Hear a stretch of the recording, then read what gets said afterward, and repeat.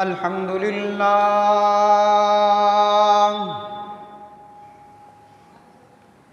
الحمد لله حمدا كثيرا كما أمر ونشهد أن لا إله إلا الله وحده سعود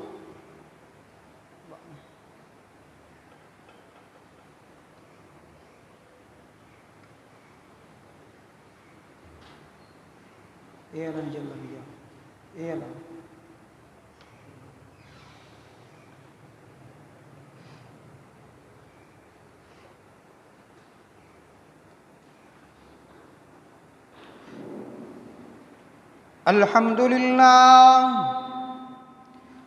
الحمد لله حمدا كثيرا كما أمر ونشهد أن لا إله إلا الله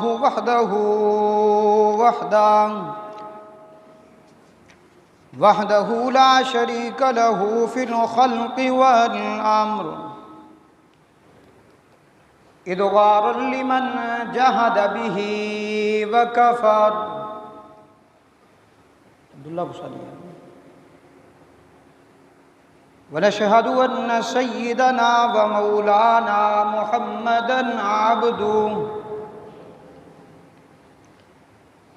عبده ورسوله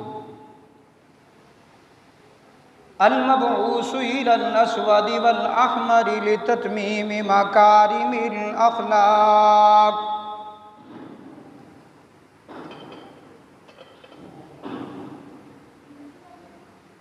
لا يخلق نبي ولا رسول بعده لا يخلق نبي ولا رسول بعده ولا أمة بعد أمتي ولا كتاب بعد كتابي ولا شريعة بعد شريعتي صلى الله تعالى عليه وعلى آله الذين هم خلاصة العرب العرباء وخير الخلائق بعد الأنبياء وهم كالنجوم في السماء للاهتداء والاقتداء وهم مفاتيح الرحمة ومصابيح الغرر.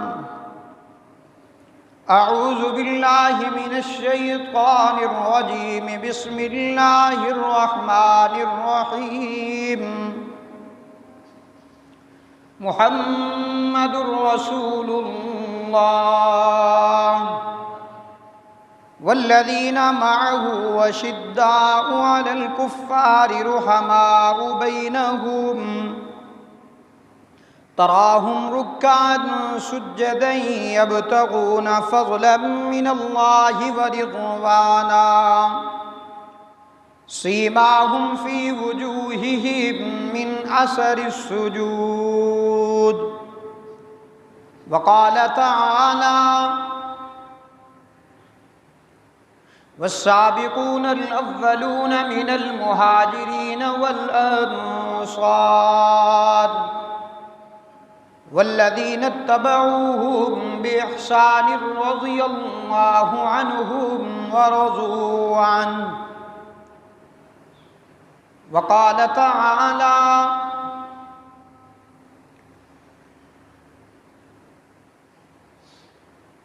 أصحابي كالنجوم بأيهم اقتديتم اهتديتم.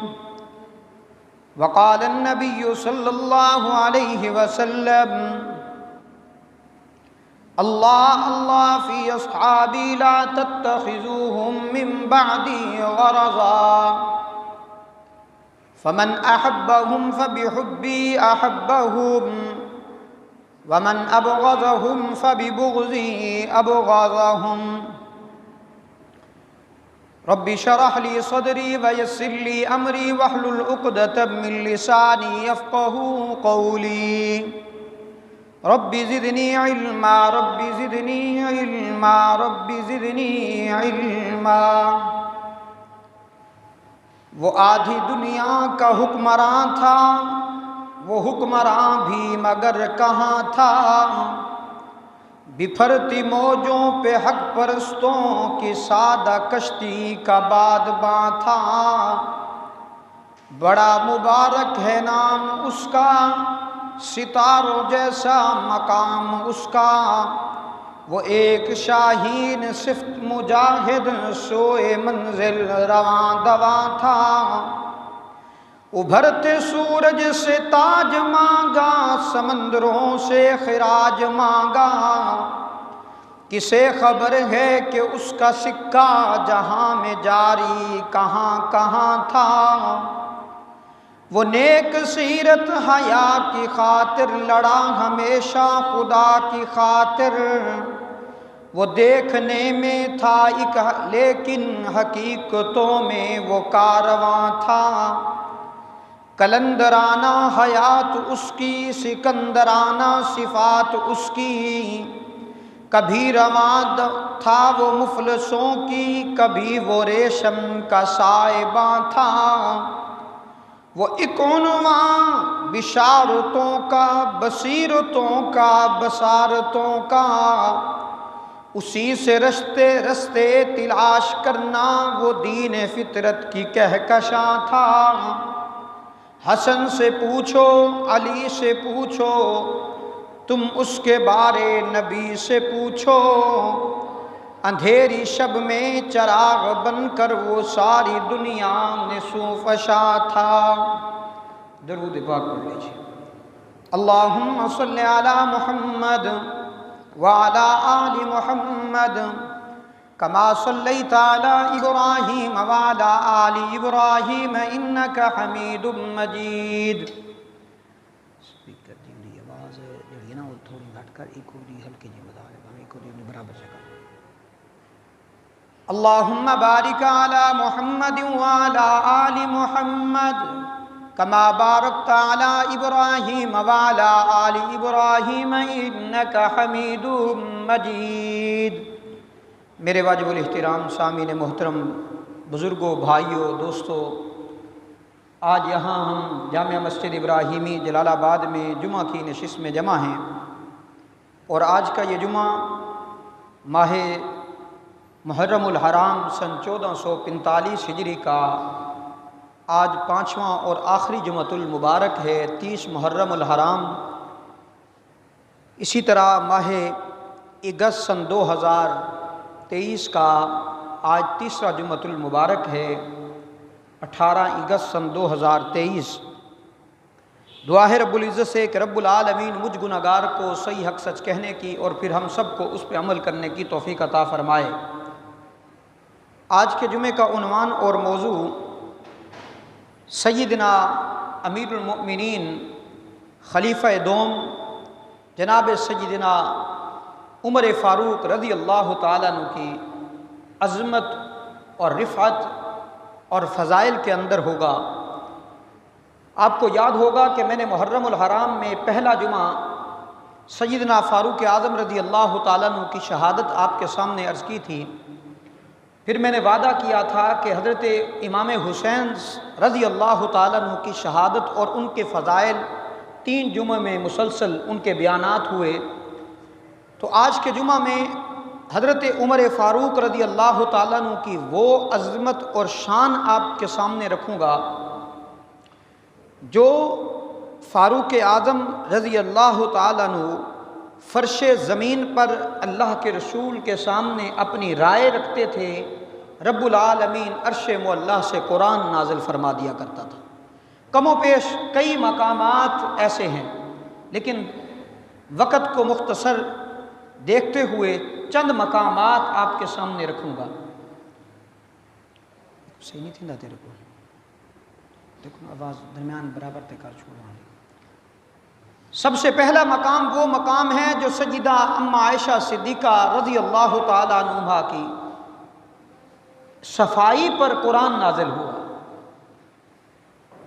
رحمت عالم صلی اللہ علیہ وسلم تشریف فرما ہیں، بنو مستلق کے غزوہ کے واپسی کے موقع پر سیدہ عائشہ صدیقہ رضی اللہ تعالیٰ عنہ پر منافقین نے ایک سوچی سمجھی سکیم کے تحت ایک گھنونا الزام لگا دیا۔ رحمت عالم صلی اللہ علیہ وسلم اتنے غمزدہ ہوئے کہ اللہ کے رسول صلی اللہ علیہ وسلم لگاتار کئی راتیں گزر گئیں، کئی دن گزر گئے اللہ کی رسول کی پریشانی کے اندر کہ میری زوجہ محترمہ سیدہ عائشہ صدیقہ رضی اللہ تعالیٰ عنہ پر تہمت لگ گئی۔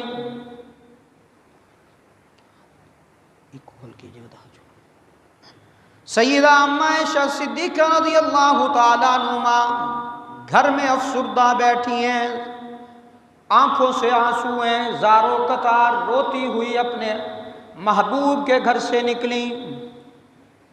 سیدہ عائشہ فرماتی ہیں کہ میں اپنے گھر میں آرام کر رہی تھی کہ اتنے میں اللہ کے رسول گھر آئے۔ میں نے اللہ کے رسول کا چہرہ پڑھتے ہی محسوس کر لیا کہ میرے آقا کسی گہرے غم میں علم میں مبتلا ہیں۔ فرماتی ہیں کہ رمز شناس نبوت جو ہی کہنے لگی، میں نے محبوب کا چہرہ ہی پڑھتے ہی محسوس کر لیا کہ اللہ کے رسول کسی بڑے غم میں، بڑی پریشانی میں مبتلا ہیں۔ فرماتی ہیں میں نے قریب ہو کر میں نے سلام عرض کیا تو اللہ کے رسول نے مجھے جواب نہ دیا، چہرہ دوسری طرف پھیر لیا۔ فرماتی ہیں میں اس طرف آ کر میں نے سلام عرض کیا تو رحمت عالم صلی اللہ علیہ وسلم نے چہرہ دوسری طرف پھیر لیا۔ اتنے میں فرماتی ہیں کہ میں سمجھ گئی کہ میرے آقا میرے سے ناراض ہو چکے ہیں، غمزدہ ہیں، لیکن صحیح صورتحال کا پتہ نہیں تھا کہ اللہ کے رسول کیوں پریشان ہیں۔ اتنے میں اللہ کے رسول صلی اللہ علیہ وسلم سے میں نے اجازت مانگی، اگر آقا آپ کی اجازت ہو تو میں اپنے ابا کے گھر چلی جاؤں۔ سیدہ عائشہ فرماتی ہیں کہ رحمت عالم صلی اللہ علیہ وسلم نے خاموشی کا اظہار فرمایا، میں اسی خاموشی کو اجازت سمجھتے ہوئے میں وہاں سے چلی گئی۔ سوچا کہ اپنے ابا کے گھر جا کر صحیح صورتحال کا پتہ تو کروں کہ وہاں کیا معاملہ ہے، میرے آقا کیوں محزون و پریشان ہیں۔ فرماتی ہیں کہ میں گھر اپنے ابا کے آئی تو دیکھا کہ میرا ابا بھی غمزدہ ہیں، میری والدہ بھی رو رو کے نڈھال ہو چکی ہے۔ اتنے میں نے اپنے باپ سے بھی پوچھا، اپنی ماں سے بھی پوچھا، آواز اندی یار کھول چھوڑ نہیں سمجھ آتی بھی، اپنی ماں سے بھی پوچھا، اپنے باپ سے بھی پوچھا کہ میرے آقا کیوں محزون و پریشان ہیں۔ وہ بولے تو کچھ نہیں لیکن برستی ہوئی آنکھوں سے بتا دیا کہ ہم کب خوش ہیں۔ اتنے میں فرماتی ہیں میں نے مصلی اٹھا کر گھر کے اس کونے میں جانا چاہا جہاں مکمل تنہائی اور خاموشی تھی۔ سوچا جا کر اللہ کے حضور التجا کروں، پوچھوں تو صحیح، اپنے رب سے بات تو کروں نا، بس کر زیادہ نہ کھول یار کیا ہو۔ فرماتی ہیں کہ میں ابھی غمزدہ تھی تو اتنے میں مستہ کی زبانی مجھے صحیح صورتحال کا پتہ چلا کہ ایک منافق نے، وہ عبداللہ بن ابی لعنتی نے میرے خلاف ایک گھنونا الزام لگایا ہے، ایک گھنونا الزام لگایا ہے۔ فرماتی ہیں پھر میں سر سجدے میں چلی گئی، میں نے اللہ کے حضور التجا کی، الہ العالمین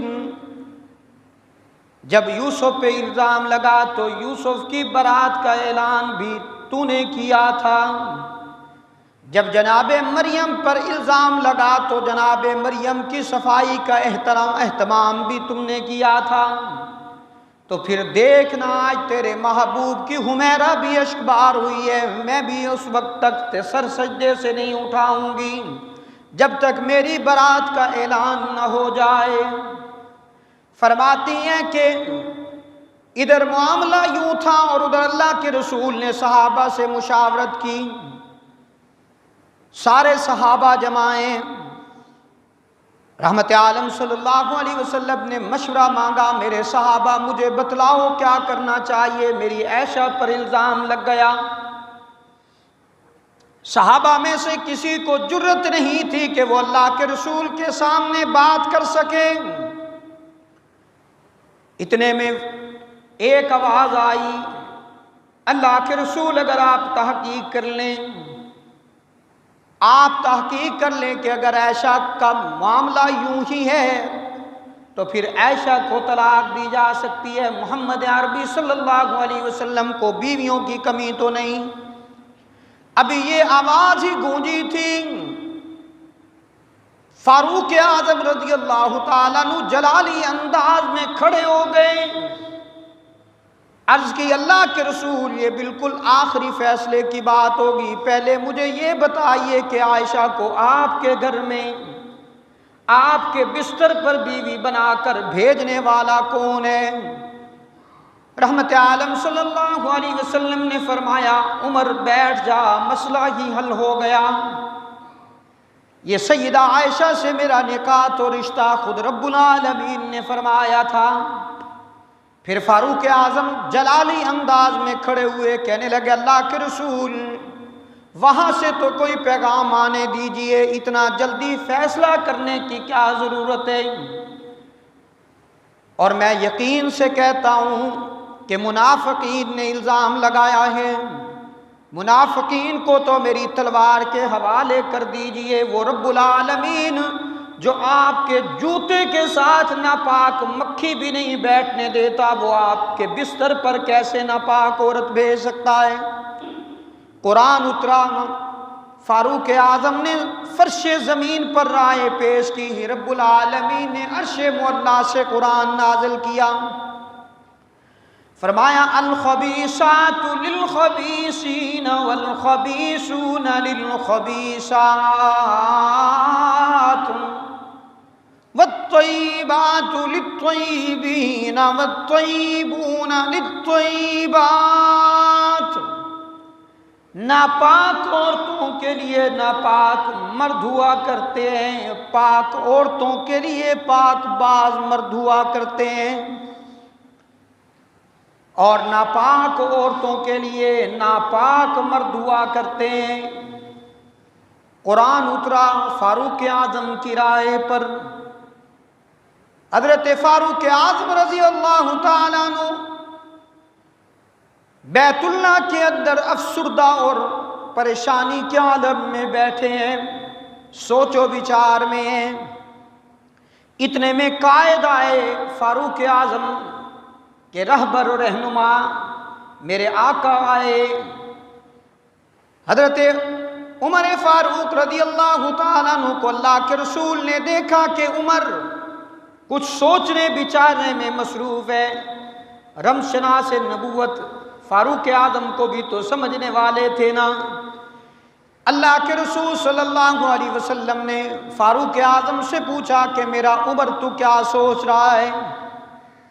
کہنے لگا اللہ کے رسول میں یہ سوچ رہا ہوں، مقام ابراہیم پر کھڑے ہو کر یہ سوچ رہا ہوں کہ سیدنا ابراہیم علیہ السلام نے اس جگہ پر جو نماز ادا کی تھی، میرا دل چاہتا ہے کہ عمر اس جگہ پر بھی نماز ہونی چاہیے نا۔ اتنے میں فاروق اعظم کی رائے کو اللہ کے رسول نے پسند فرمایا، فرمایا عمر تیری تجویز ہے، میری رائے بھی یوں ہی ہے کہ ہمیں نماز یہیں پہ ادا کرنی چاہیے۔ پھر فاروق اعظم نے عرض کی اللہ کے رسول پھر آپ آگے بڑھیے نا، امام آپ بن جائیے، مقتدی میں بن جاتا ہوں نا۔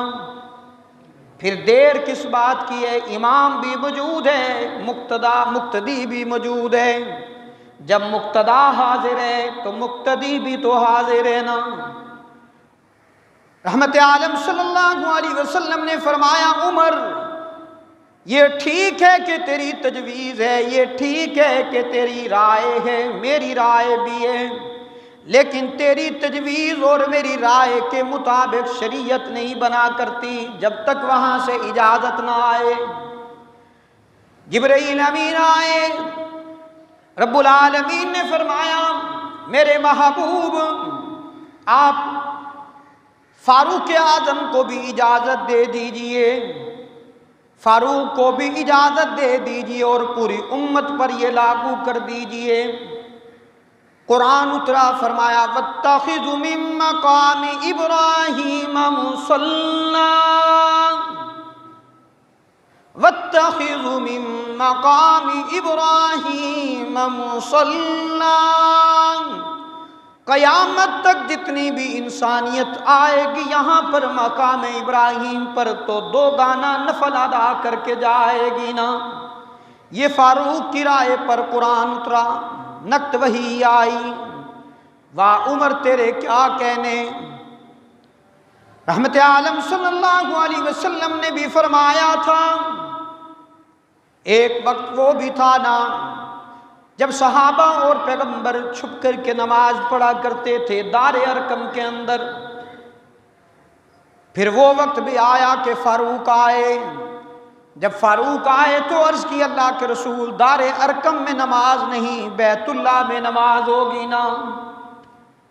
پھر کسی کہنے والے نے بھی کہا جب عمر آیا تو اسلام کی عمر بھی بڑھ گئی نا، جب عمر آیا تو اسلام کی عمر بڑھ گئی۔ فاروق اعظم رضی اللہ تعالیٰ عنہ میرے دوستو وہ عظیم شخصیت ہے۔ اگر میں یہ بات کہہ دوں تو غلط نہیں ہوگا، سارے صحابہ اپنی مرضی سے آئے ہیں، عمر وہ ہے جس کو اللہ کے رسول نے مانگا ہے تو عمر آیا ہے۔ عمر مراد نبوت ہے، اور عمر کو بھی ایسے نہیں مانگا گیا، ایسے نہیں مانگا، عمر میں کچھ تھا تو مانگا گیا۔ رحمت عالم صلی اللہ علیہ وسلم نے فرمایا الہ العالمین میں تجھ سے 2 نام تیری بارگاہ میں پیش کر دیتا ہوں، ان دونوں میں سے مجھے ایک عطا کر دینا۔ ایک مکے کا بڑا تاجر ہے، بڑا سردار ہے، بڑا دولت مند ہے، سرداری بھی اس کی ہے، ملک بھی وہی ہے، بادشاہ بھی وہ اپنے آپ کو سمجھتا ہے۔ اگر میرے اسلام کو پیسے اور دولت کی ضرورت ہے تو عمر بن حشام ابو جہل عطا کر دینا۔ اگر میرے دین اسلام کو پیسے کی نہیں بلکہ غیرت و جرت و ہمت و طاقت کی ضرورت ہے تو پھر عمر بن خطاب عطا کر دینا۔ رات کو پیغمبر نے دعا مانگی، صبح پیغمبر کی دعا کا نتیجہ عمر بن کر آ گیا۔ کسی کہنے والے نے بھی کہا یہ عمر اور تمام صحابہ، اللہ کے رسول صلی اللہ علیہ وسلم نے فرمایا میرے تمام صحابہ ان سے اللہ راضی ہو چکا ہے۔ قرآن مجید میں بھی فرمایا میرے صحابہ وہ ہیں جن سے اللہ راضی ہو چکا ہے، رضی اللہ عنہم ورضوا عنہ۔ سب کا جمعہ میں نے اسی بات کر رہا تھا۔ 1-2 واقعے صحابہ کے بھی عرض کرتا چلا جاؤں۔ صحابہ وہ عظیم شخصیات ہیں۔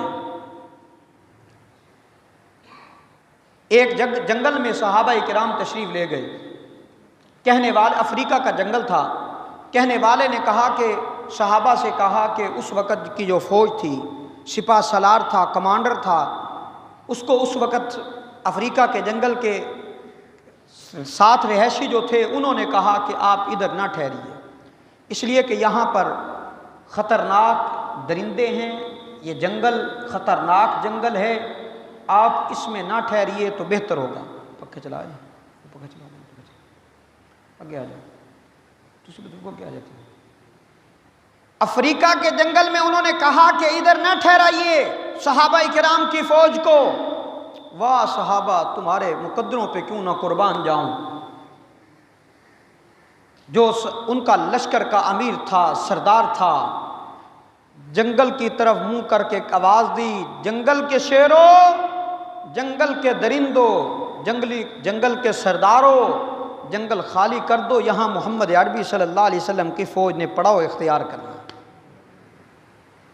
علماء نے لکھا ہے شیر، چیتا، ہر جانور جس کے بچے بھی تھے وہ منہ میں ڈال کر کے اپنے بچوں کو لے کے جا رہا تھا۔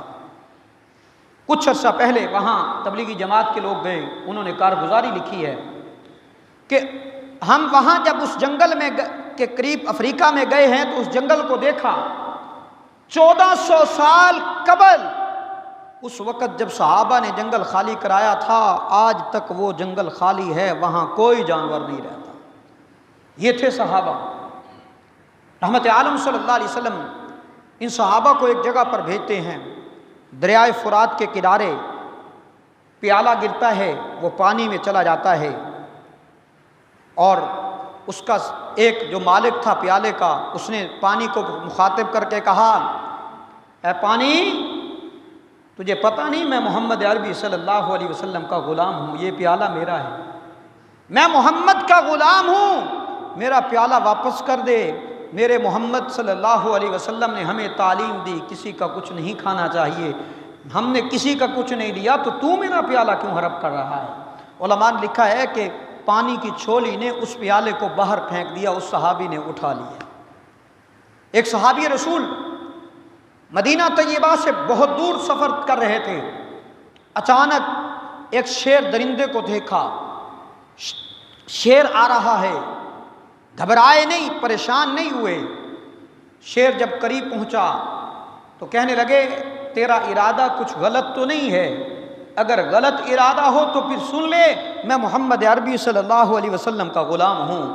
علماء نے لکھا ہے کہ اس شیر نے اپنی دم نیچے کی اور اس شیر نے اس صحابی رسول کو اپنے اوپر سوار کیا اور سوار کر کے مدینہ کی جانب چلا، مدینہ کے قریب آ کے پہنچا اور یوں کچھ اشارے کرتا تھا۔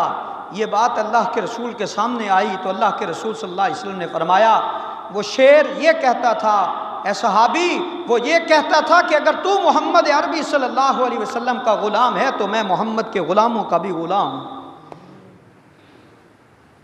درندوں نے صحابہ کرام کی عزت و احترام کی، چہ جائے کہ آج صحابہ کرام کو گالیاں دی جائیں۔ بہرحال فاروق اعظم رضی اللہ تعالیٰ عنہ کی بات کر رہا تھا۔ یہ دو مقام عرض کر رہا ہوں کیے۔ تیسرا مقام، فاروق اعظم رضی اللہ تعالیٰ عنہ کی رائے پر قرآن اترا۔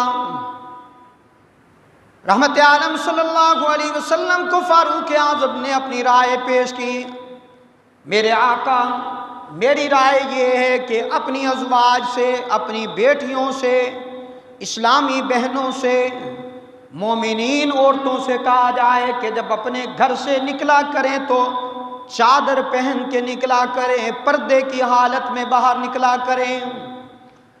فاروق اعظم رضی اللہ تعالیٰ عنہ کی رائے کو اللہ کے رسول نے پسند فرمایا، فرمایا فاروق میری بھی رائے یہی ہے، میرا دل بھی یہی چاہتا ہے۔ پھر کہا دیر کس بات کی ہے، پھر حکم جاری کر دیجئے نا۔ اللہ کے رسول نے فرمایا عمر، میری اور تیری رائے شریعت ایسے نہیں بنتی جب تک رب العالمین وہاں سے کوئی وحی نہ بھیج دیں۔ جبرائیل امین آئے، قرآن اترا، فرمایا یا ایھا النبی کل ازواجک وبناتک ونساء المؤمنین یدنین علیہن من جلابیبہن۔ میرے محبوب اپنی ازواج سے بھی کہہ دیجئے اور اپنی بیٹیوں سے بھی کہہ دیجئے جب اپنے گھروں سے باہر نکلا کریں تو پردہ اوڑھ کر، چادر پہن کر، پردے کر کے باہر نکلا کریں۔ یہ پردہ کسی مولوی ملا کی طرف سے نہیں ہے، یہ قرآن اترا ہے پردے کا حکم۔ آج چہ جائے کہ ہم نے پردے کو مذاق سمجھ لیا، کچھ نے تو ویسے اب فیشن بنا لیا ہے، اسلامی شریعت کا مذاق اڑایا جا رہا ہے۔ آپ اندازہ کریں، داڑھی رکھنی ہے تو فیشنیبل، ایک تو یہ گناہ کہ اللہ کے رسول کی سنت کو ذبح کیا جا رہا ہے، دوسرا سب سے بڑا بدترین گناہ یہ ہے کہ جو ڈیزائننگ کرنا یا اسی طرح فیشنیبل پردہ کرنا، یہ اسلام کا مذاق ہے، شریعت کا مذاق ہے۔ بہرحال اللہ ہمیں بھی ہدایت عطا فرمائے۔ یہ تیسرا مقام۔ اگلا مقام، رحمت عالم صلی اللہ علیہ وسلم تشریف فرما ہے۔ غزوہ بدر کے بعد اللہ کے رسول کے پاس کچھ قیدی بن کر آئے، مشرکین مکہ میں سے قیدی بن کر آئے، میرے محبوب کے چچا بھی قیدی بن کر آئے، جناب علی المرتضیٰ کے بھائی بھی قیدی بن کر آئے، ابو بکر صدیق کے رشتہ دار بھی قیدی بن کر آئے، عمر فاروق کا بھائی بھی قیدی بن کر آیا۔ اتنے میں اللہ کے رسول نے رائے طلب کی، ابو بکر، علی المرتضیٰ، عثمان، عمر، تم مجھے بتلاؤ کہ ان قیدیوں کے بارے میں ہمیں کیا کرنا چاہیے؟ کیا ان کو چھوڑ دینا چاہیے یا کیا کیا جائے؟ ابو بکر کی طرف مخاطب ہوئے۔ اللہ کے رسول نے پوچھا، ابو بکر تیری کیا رائے ہے؟ ابو بکر نے عرض کی، اللہ کے رسول میری رائے تو وہی ہے جو پہلے ہوا کرتی ہے نا، آپ تو رحمت الانبیاء ہیں نا، آپ تو امام الانبیاء ہیں نا، جہاں آپ نے سب کو معاف کر دیا ہے، بدر کے قیدیوں کو بھی معاف کر دینا چاہیے نا۔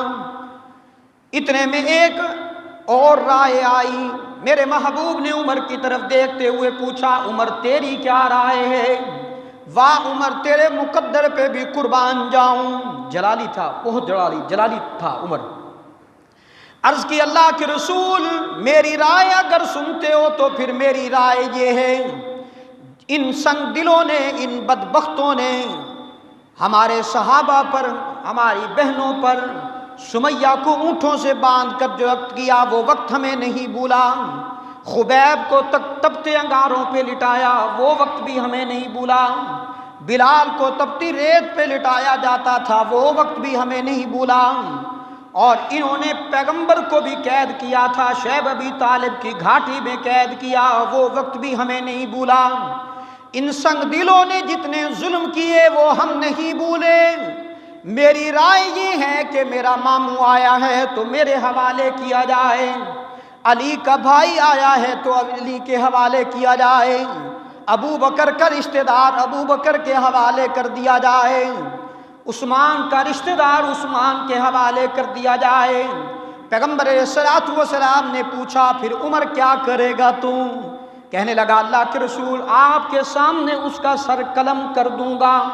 عمر جلالی ہے نا، رائے بھی جلالی پیش کی۔ رحمت عالم صلی اللہ علیہ وسلم نے حضرت ابو بکر کی رائے کو دیکھتے ہوئے فیصلہ کر دیا کہ بدر کے قیدیوں کو رہائی دے دی۔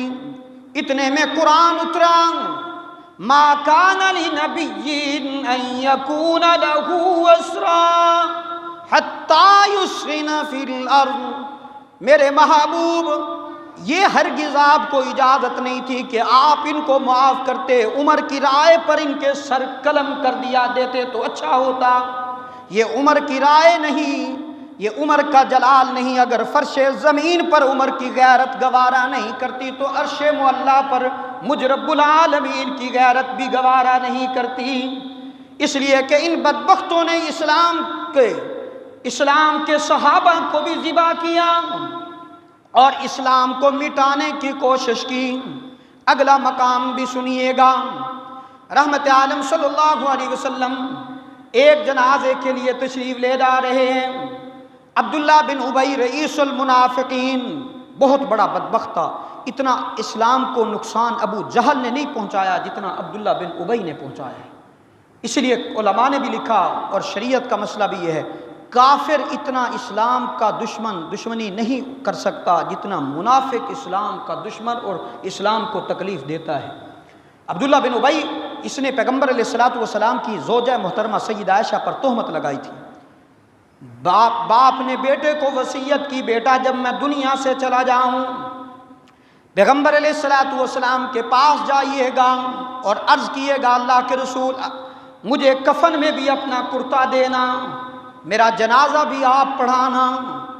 بیٹا مسلمان تھا، اللہ کے رسول کے پاس آیا، عرض کی، اللہ کے رسول میرے باپ کی وصیت تھی، کرتا بھی عنایت کر دیجئے، جنازہ بھی پڑھا دینا۔ رحمت عالم صلی اللہ علیہ وسلم نے اپنی رحمت شفقت کرتے ہوئے فرمایا ٹھیک ہے میں پہنچ جاؤں گا۔ جنازہ تیار ہوا، مدینہ اونٹ آیا کہ آج ایک منافق اور اسلام کے دشمن کے جنازے پر محمد عربی صلی اللہ علیہ وسلم تشریف لے جا رہے ہیں۔ راستے میں فاروق اعظم نے عرض کی اللہ کے رسول آپ کو پتہ ہے کہ یہ جنازہ کس کا ہے؟ اللہ کے رسول نے فرمایا عمر مجھے پتہ ہے یہ منافق کا جنازہ ہے، عبداللہ بن ابی کا جنازہ ہے۔ رحمت عالم صلی اللہ علیہ وسلم نے فرمایا عمر میری رحمت کا تقاضا ہے کہ میں جنازہ پڑھاؤں۔ فاروق اعظم نے عرض کی اللہ کے رسول آپ کی رحمت کا تقاضا ہے، میری غیرت کا تقاضا ہے کہ اس بدبخت کا جنازہ نہ پڑھائیے، اس لیے کہ اس نے جو میری ماں پر تہمت لگائی تھی وہ وقت مجھے نہیں بھولا۔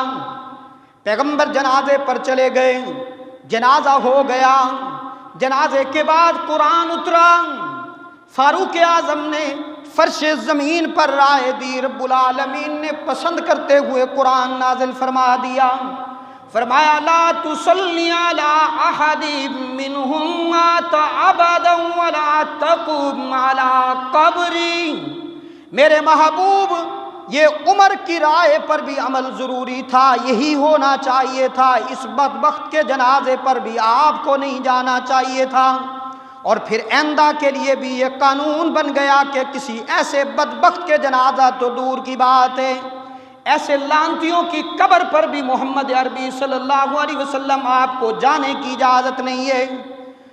رحمت عالم صلی اللہ علیہ وسلم تشریف فرمائے، ایک منافق اور ایک یہودی آتا ہے، اللہ کے رسول کے سامنے اپنا کیس رکھتا ہے۔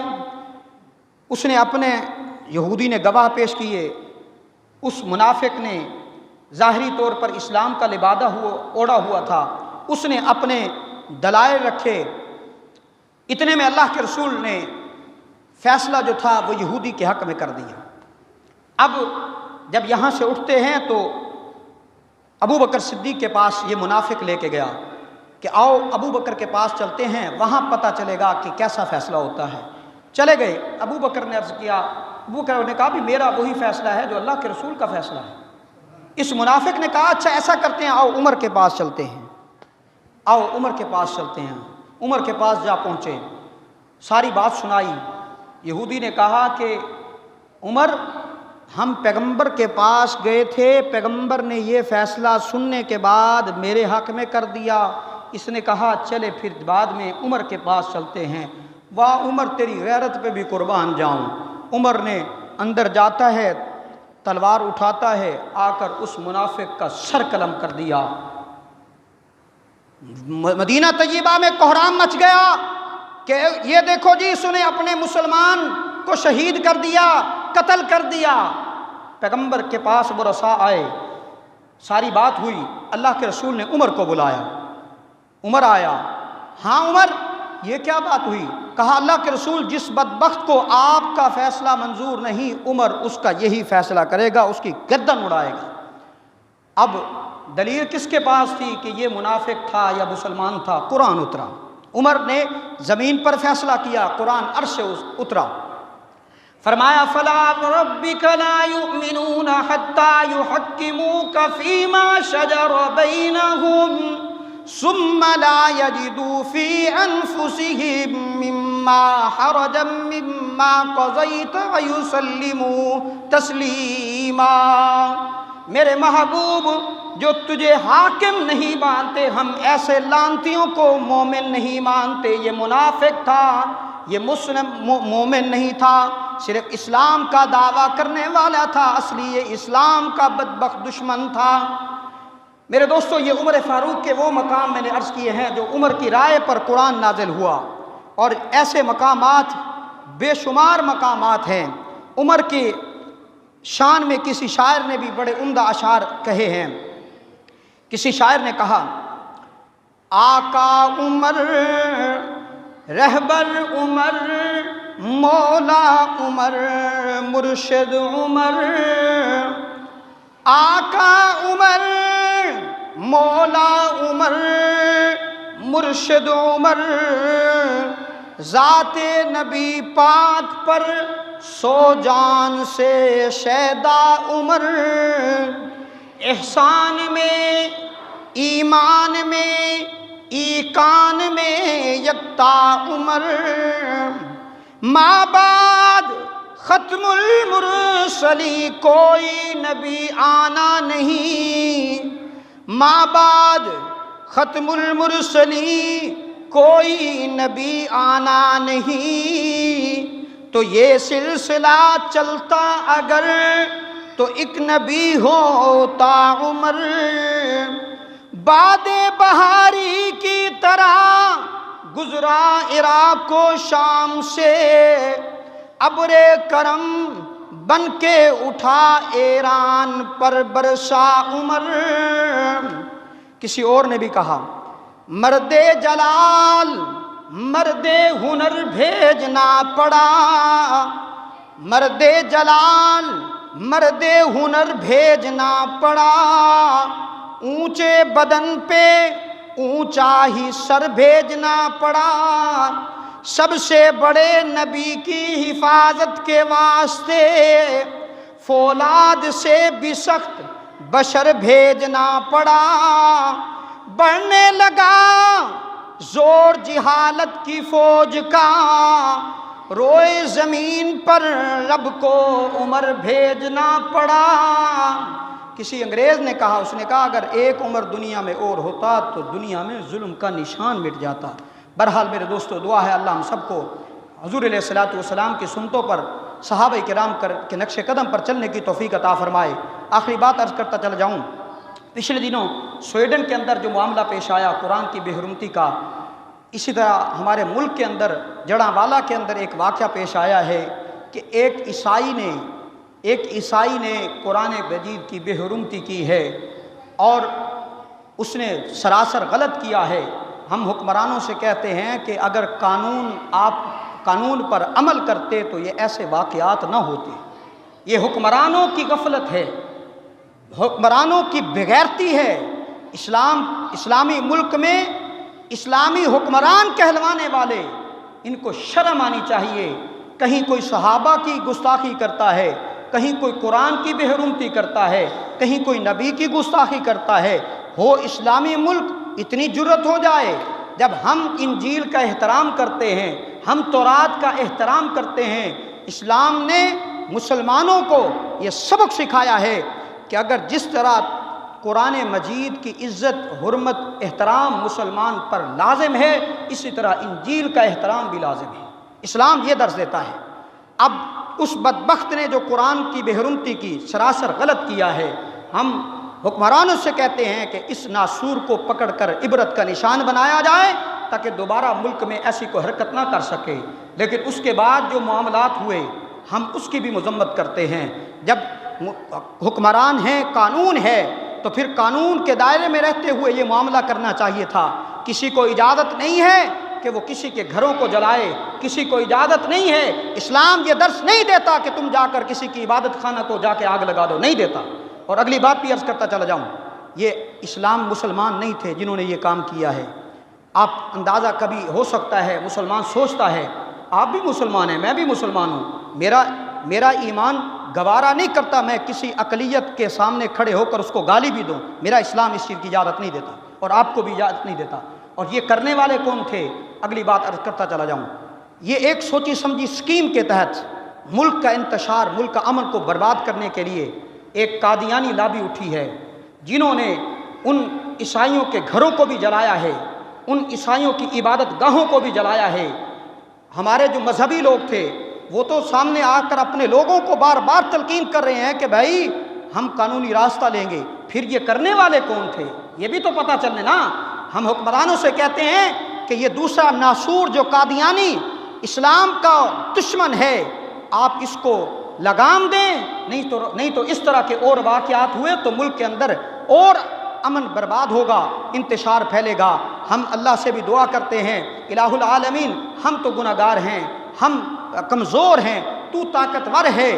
جن لوگوں نے آج تک جن لوگوں نے قرآن کی بے حرمتی کی ہے، دین اسلام کے کسی ارکان کی بے حرمتی کی ہے، صحابہ کی گستاخیاں کی ہیں، پیغمبر علیہ الصلوۃ والسلام کی گستاخی کی ہیں، ہم دعا کرتے ہیں الہ العالمین ہم کمزور ہوتے ہوئے یہ التجا کرتے ہیں ایسے ناسوروں کو ہلاک و برباد کر دے، عبرت کا نشان بنا دے۔ الہ العالمین ایسے جتنے بھی لوگ ہیں ان کو عبرت کا نشان بنا دے، اور ہم مسلمانوں کو بھی آپس میں اتحاد اتفاق ہمارے اندر پیدا ہو جائے۔ جب ہمارے اندر اتفاق اتحاد پیدا ہو گیا، پھر کسی کو جرأت نہیں کہ مسلمانوں کے ان ایسے جذبات کو وہ ابھارے اور مسلمانوں کے ساتھ اس طرح کھلواڑ کرے۔ بہرحال مسلمانوں کو بھی یہ تلقین ہے میرے دوستو، صبر سے کام لینا ہے۔ اسلام اجازت نہیں دیتا کسی کو آگ لگانے کی، اسلام اجازت نہیں دیتا کسی کے عبادت گاہ کو جلانے کی، اسلام اجازت نہیں دیتا کسی کتاب کو بھی۔ انجیل تو عظمت والی کتاب ہے، وہ بھی عرش معلیٰ سے آئی ہے، تورات بھی عرش معلیٰ سے آئی ہے، قرآن بھی اللہ سے آیا ہے، عرش معلیٰ سے آیا ہے۔ ان تمام کتابوں کا احترام ضروری ہے۔ آپ پڑھتے ہیں اکثر آمنت باللہ و ملائکتہ و کتبہ کے اندر تمام کتابیں ہیں، وہ انجیل ہو یا زبور ہو، تمام کتابیں آتی ہیں۔ مسلمان کو چاہیے کہ ان کا ادب احترام کرے، جلانے سے گریز کرو، اس کی بے ادبی سے گریز کرو۔ کہیں ایسا نہ ہو کہ تم محبت ایمانی کے اندر تمہیں کوئی جوش دلائے، تم عقل سے کام نہ لیتے ہوئے کل تمہیں بھی انہی کی صف میں کھڑا ہونا پڑ جائے کہ تم نے بھی اللہ کی کتاب کو جلایا ہو یا اللہ کی کتاب کی بے حرمتی کی ہو۔ ان سے بچا جائے، گریز کیا جائے، اللہ سے دعا کی جائے اللہ ایسے ناسوروں کو عبرت کا نشان بنائے اور ہمیں بھی صحیح معنی دین اسلام پر چلنے کی توفیق عطا فرمائے۔